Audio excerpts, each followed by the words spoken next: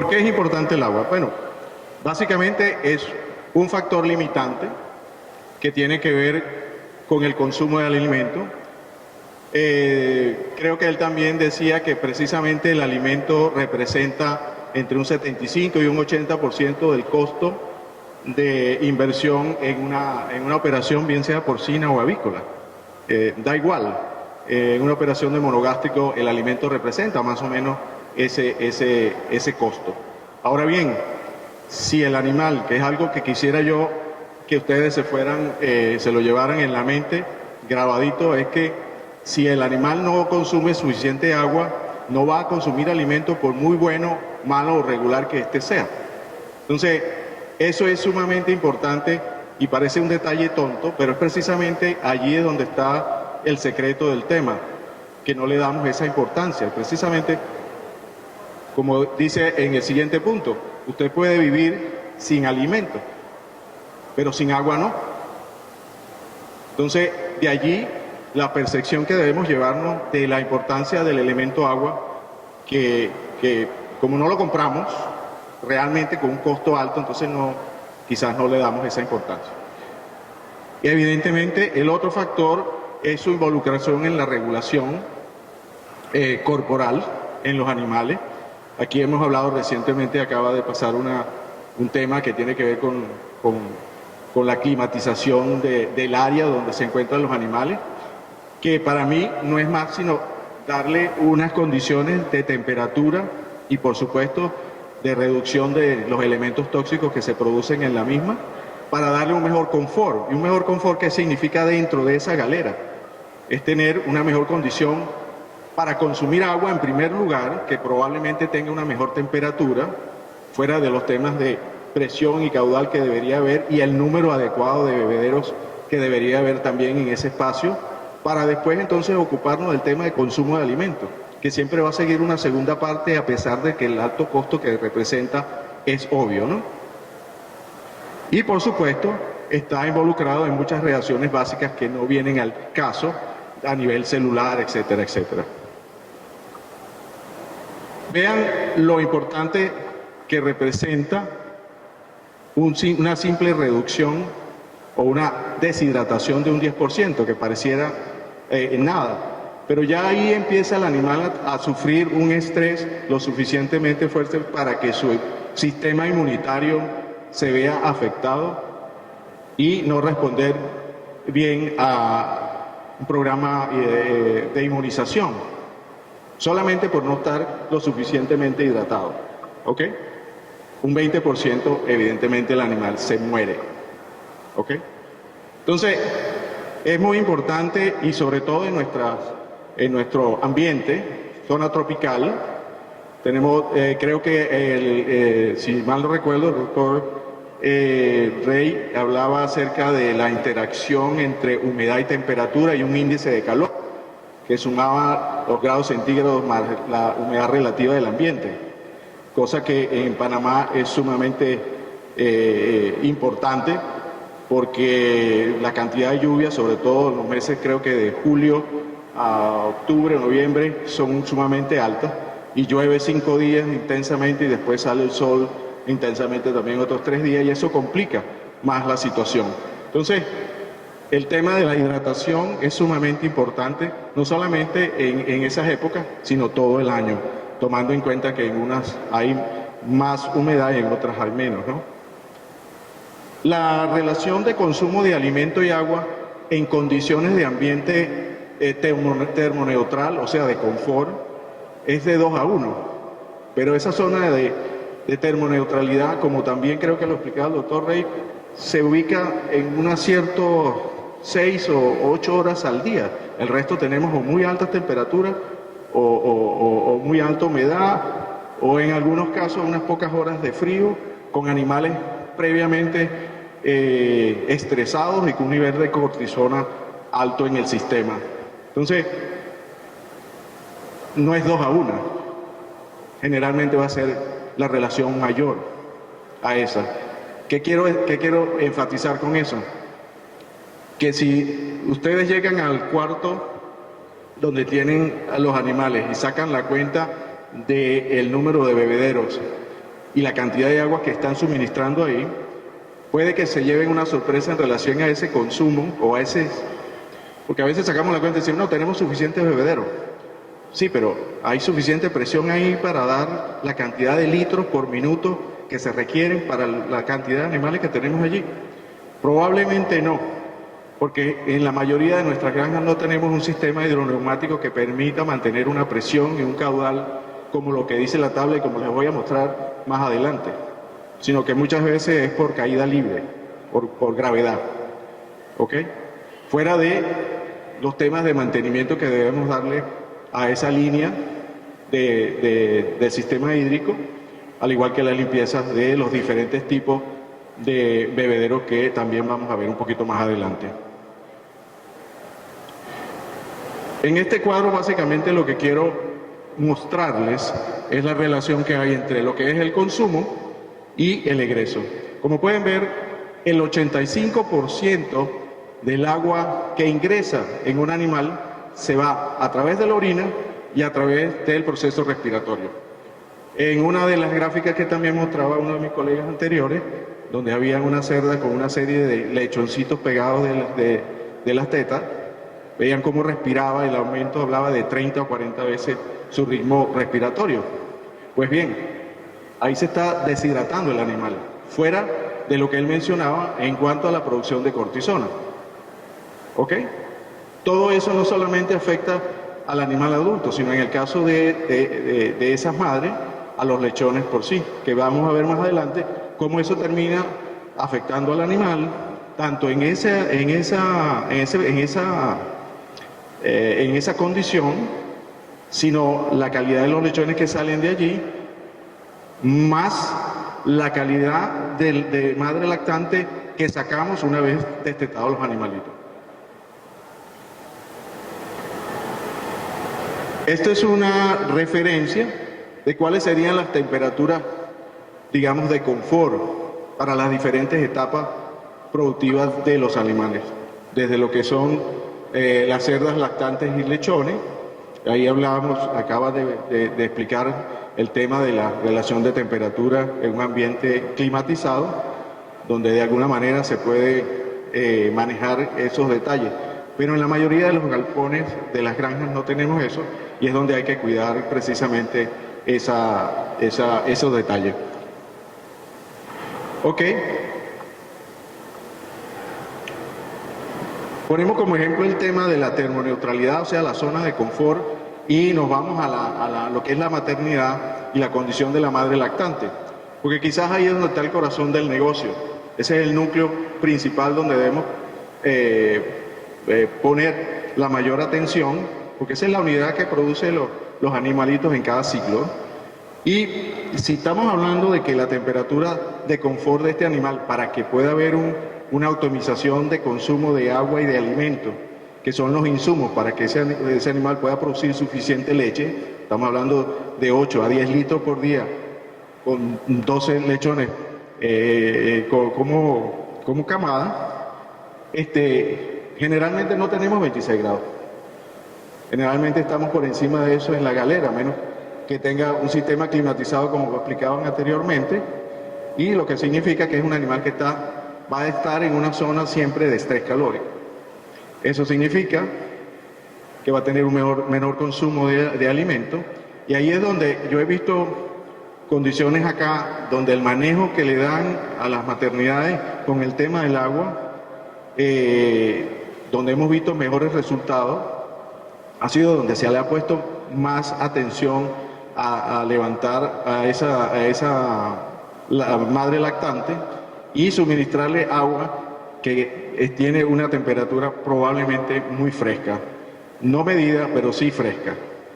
Y cuando hablo de fresca estamos hablando de algo que probablemente está en 24 o 26 grados, que es la temperatura termoneutral a la cual una madre lactante está confortable.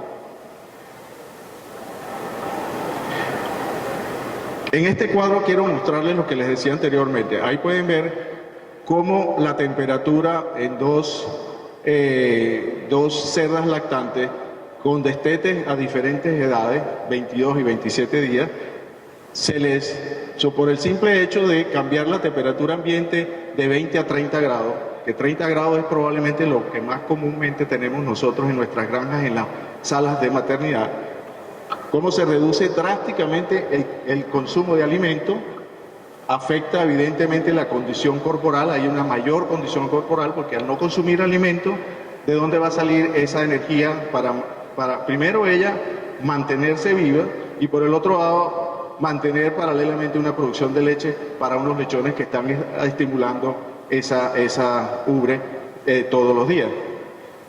Como pueden ver, el efecto de ese de temperatura afecta por supuesto la producción de leche por día, lo cual reduce la ganancia diaria de esos lechones y por ende al momento del destete va a ser mucho menor.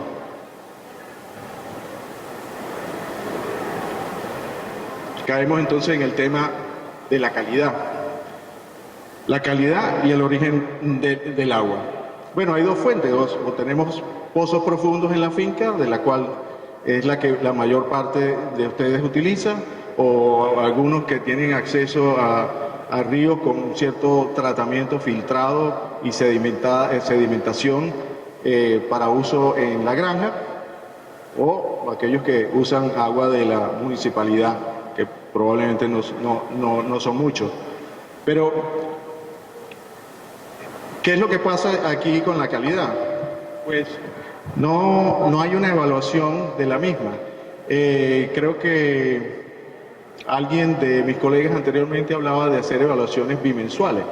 Generalmente eso, el análisis de calidad físico-química no es nada costoso, pero principalmente si pudiéramos hacerlo en la entrada y salida de las épocas de invierno y verano, sobre todo los que utilizan aguas de pozo profundo, pudieran tener una mejor oportunidad de determinar qué calidad de agua tienen, y ya veremos las razones por qué.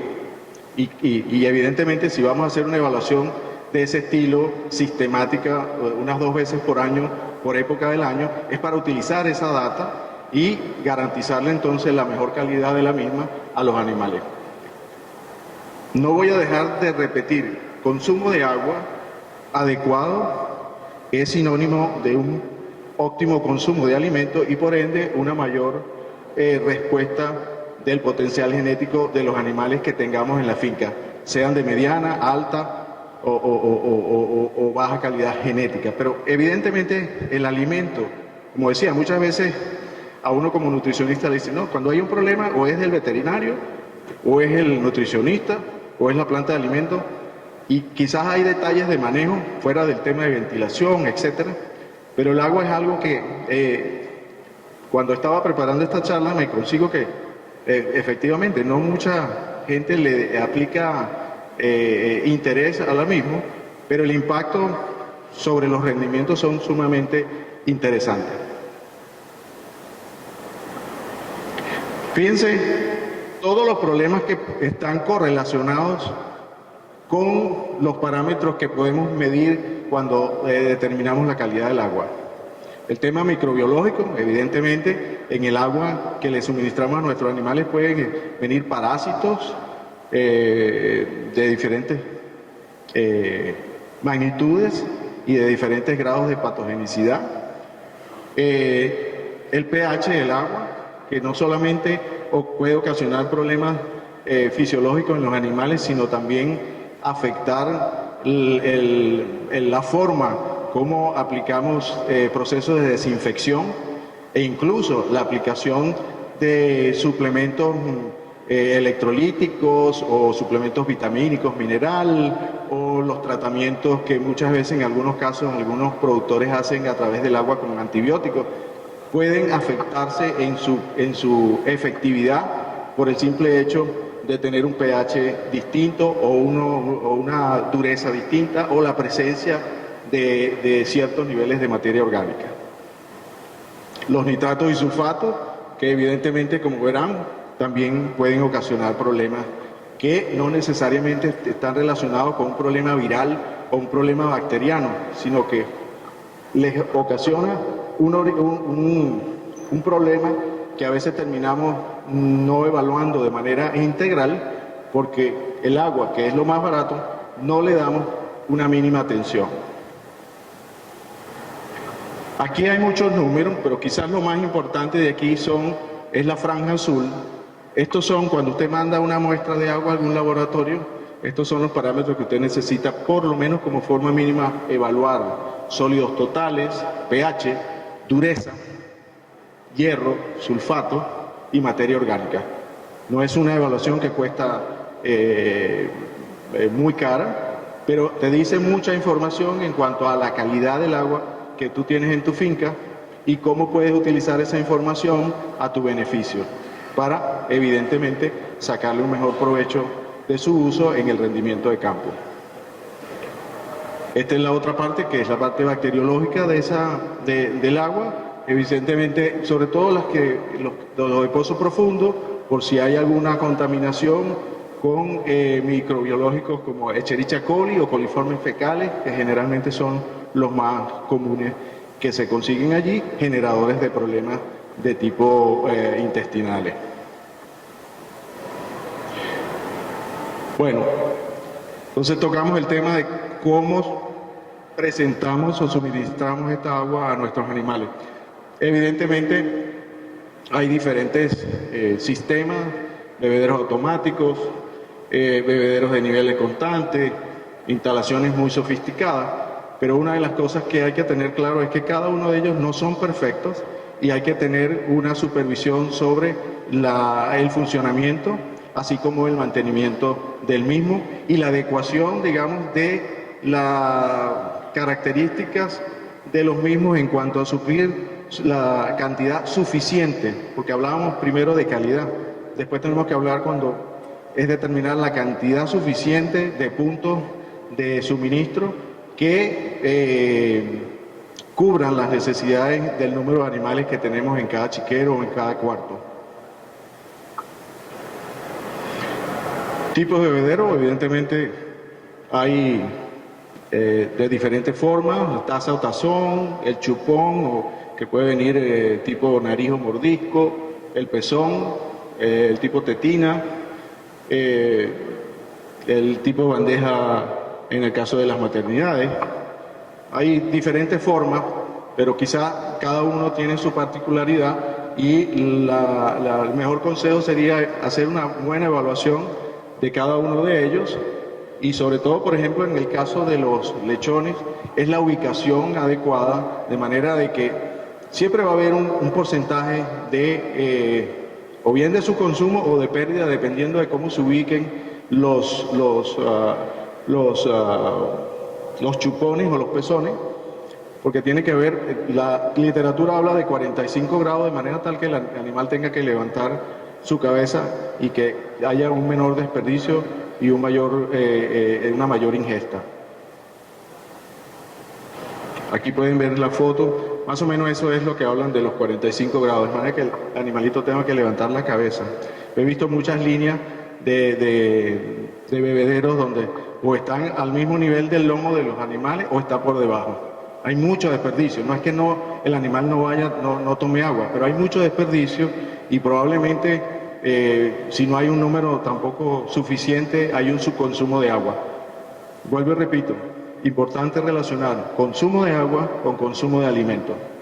Independientemente de la calidad del alimento, la relación de consumo es directa.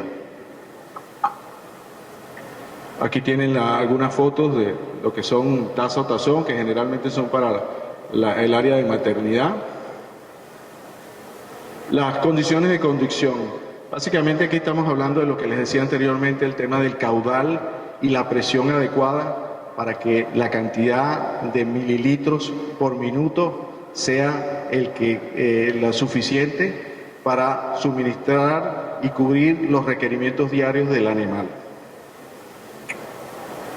Les decía el tema de la ubicación de lo que es el sistema de tuberías hídrico, evidentemente tratar de que el mismo no esté ubicado en una zona que se vaya a calentar el agua que está en la línea, limpiarlo, hacerle un proceso de mantenimiento lo más sistemático posible, sobre todo a lo que son las tetinas o chupones, por lo menos 2 veces al año, y tomar en cuenta que precisamente el dato que les decía de analizar el agua en cuanto a la calidad para la presencia de materia orgánica o dureza, es porque esa dureza o esa materia mineral que la mayoría del agua que viene de pozo profundo tienen en alta presencia, que son sales cálcicas, sales de magnesio, son las que van formando como una cáscara blanca alrededor de los mismos y después van tapando, digamos, la tubería o los mismos chupones, aun cuando sean de acero inoxidable. Puede ser tan alta la presencia de dureza en el agua que conlleva a que el funcionamiento de los mismos chupones tenga deficiencia.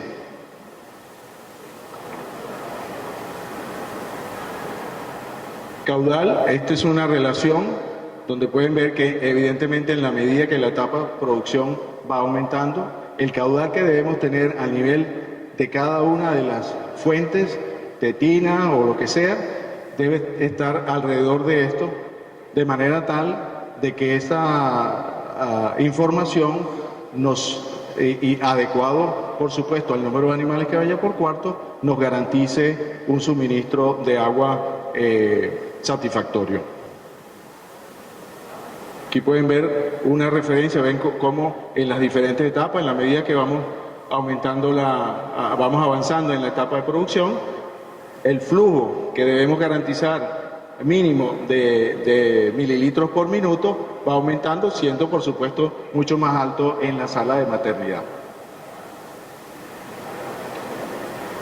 Aquí tienen los requerimientos, estos son los requerimientos bajo condiciones ideales, digámoslo así. Estamos claros que en las granjas a nivel práctico, a menos que tengamos un sistema automatizado como el que acababa de explicar mis colegas anteriores, la mayoría no tenemos granjas con esas características.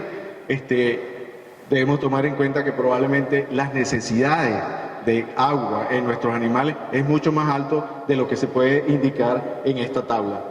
Por lo que decían antes, el tema del estrés calórico aumenta significativamente las necesidades de agua. De allí la importancia de tener las mediciones en los puntos de suministro. No es decir, dice, bueno, tocan 3 chupones porque tengo tantos números de animales. No, no solamente es el número, es asegurarte de que cada uno de esos puntos haya una suficiente presión que le dé a los animales el agua quizás un poco por encima de lo que esta tabla indica, porque siempre vamos a estar bajo condiciones de ambiente, de temperatura ambiental, bajo estrés calórico, y pongo eso entre comillas porque creo que es así, independientemente de que hay horas nocturnas que donde baja la temperatura, pero es muy poco ese tiempo realmente. Otra tabla donde pueden ver cómo va aumentando el consumo de agua en la medida que va aumentando evidentemente el peso del animal. Condiciones de los tanques de agua auxiliares que tenemos en cada una de las galeras. Evidentemente hay que si fibrocemento, de plástico, hay diferentes materiales. Quizás lo más importante allí es que si lo tenemos es darle algún tipo de protección de la exposición directa a la luz del sol. Generalmente lo que se hace es que se le pone algún tipo de protección de techo, que puede ser no solamente de techo de zinc o algún tipo de eso, sino con esa tela negra que usan en los viveros. ¿Cómo? Sarán, exactamente. Es cubrir ese tanque tanto por arriba como por los lados. Eso minimiza bastante el impacto de la luz directa sobre la temperatura del agua. La higienización evidentemente viene en función de ¿qué? En función de haber hecho esa evaluación de la calidad, como yo les decía anteriormente, de manera de determinar, por un lado, con qué y cómo debo yo hacer una adecuada sanitación o desinfección del agua que yo suministro a mis animales. Hay diferentes formas físicas, evidentemente la más común es usar procesos químicos a través de el uso de cloro o yodo o cualquier otro producto que probablemente haya hoy en día disponible para tal fin. Esto es lo que tal vez, si pudiera regalarle una foto de esto, eso está ahí en la presentación, está en el sistema, es muy fácil porque vienen los diferentes tipos de desinfectantes que probablemente ustedes reciben de los diferentes vendedores en su finca para tratar el agua. Pero si ustedes no conocen la calidad del agua, fíjense que yo estoy hablando de 3 elementos. Estamos hablando de pH, estamos hablando de dureza y estamos hablando de presencia de materia orgánica. Elementos que no son costosos, luego repito, de determinar. Estamos hablando de hacer por lo menos un análisis 2 veces al año, especialmente cuando vienen los cambios de época, de invierno, verano, y vean cuál es la efectividad o no de cualquiera de esos productos desinfectantes, que simplemente nosotros digamos, no, échale tantos gramos de cloro ahí al agua y con eso ya está listo. Y medimos al final cuántas partes por millón está llegando en el último bebedero de la línea. Ah, está llegando 1,5, 2 partes por millón. Ah, bueno, chévere. Eso garantiza que el agua está desinfectada. Pues déjeme decirle que no es así. ¿Ok? Porque el hecho de que se consiga a través de las mediciones, bien sean con los jugueticos, como decía el colega mío anterior, o con simplemente una cinta que cambia de color, no necesariamente te dice que el cloro que adicionaste hizo el trabajo de desinfección. Simplemente te dice que está presente. Pero si tiene un pH, por ejemplo el cloro, tienes un pH ácido o muy básico, en el uso de clorinación, que es lo más común que algunos de ustedes utilizan, probablemente lo que están es perdiendo su dinero y no están haciendo nada, y cuando se presentan los problemas diarreicos, por decir uno, en la finca, entonces le buscamos cualquier posible causa y resulta ser que no hemos evaluado algo tan sencillo, tan barato, por decirlo así, como es una evaluación del agua y una adecuación entonces de cómo yo voy a hacer el tratamiento de desinfección o de sanitización del agua de bebida. Evidentemente también hay factores que influyen sobre el consumo del agua. Evidentemente, si hay hambre, si hay aburrimiento, el estrés por calor, sí aumenta el consumo de agua, pero si el agua está caliente, no va a tomar el agua. Y entonces tienes doble efecto. No consume agua, el animal está en un proceso de deshidratación y no consume alimento. En resumen, una productividad negativa, bien sea en ganancia de peso, ya sea en producción de leche, ya sea en pesos al destete, e inclusive en la condición posterior al postdestete de esos animales. Como decía, un desbalance, un aumento, un exceso de proteína, por supuesto, que puede tener un efecto sobre el consumo. Presencia de sal en el agua. Yo me he encontrado aquí en Panamá con fincas que están 60, 80 kilómetros de la costa y resulta que en los pozos profundos que han trabajado tienen 4.000, 5.000 partes por millón de sal. Y yo si no lo hubiese visto en el laboratorio y no se puede usar esa agua. Entonces, son cosas que creo que quisiera que ustedes se fueran con la importancia de esto, porque aquí se han hablado de equipos, se han hablado de medicinas, de manejo, etcétera, pero cuando a mí se me dijo de participar nuevamente en este congreso y vi el tema del agua dentro de las posibilidades de conversar, yo dije, me llamó la atención, pero he descubierto que hay una serie de cosas que inclusive afectan mi trabajo día a día y quizás uno de los beneficios es precisamente tratar de promocionar dentro de la mayoría de las personas con quienes yo trabajo el tema del agua, porque como no es tan grande la inversión de lo que estamos hablando de $95,000 ni mucho menos, para hacer una evaluación que sea de beneficio significativo en los resultados. Creo que va a ser muy importante que ustedes se lleven eso hoy de aquí. Básicamente recordarles que el requerimiento de agua no solamente depende de cuántos litros de agua necesita una cerda, sino también asegurarse que que el caudal o la presión o los puntos de agua que tengo en cada uno de los cuartos o salas sea lo suficiente para cubrir por encima la necesidad de esos animales en esa etapa de producción. ¿Ok? Recordarles que evidentemente en nuestras condiciones ambientales puede haber un mínimo de 20 a 30% mayor requerimiento de agua porque nosotros no tenemos nuestros animales, a menos que estemos hablando de alguien que tenga galpones climatizados, pero en general como mínimo debemos tener un requerimiento de un 20 a un 30% por encima de una tabla ilustrativa como esta de requerimiento diario de animal, diaria de agua, perdón. Esto lo dejé de último para ver si todo lo que he tratado de resumirles en cuanto al tema de la importancia del agua en la granja porcina, se lo lleven en la mente, porque es más fácil recordar este esquema, donde el agua está de primero, porque sin agua no hay consumo de alimento, o viceversa, pero si hay alimento y no hay agua, no va a haber una sistemática, no va a haber un sistemático consumo de alimento. Y todos esos dos factores afectan lo que es producción, llámese carne, llámese producción en el caso de la leche de la madre lactante, o sea ganancia de peso, e incluso el tema de salud. Muchas gracias.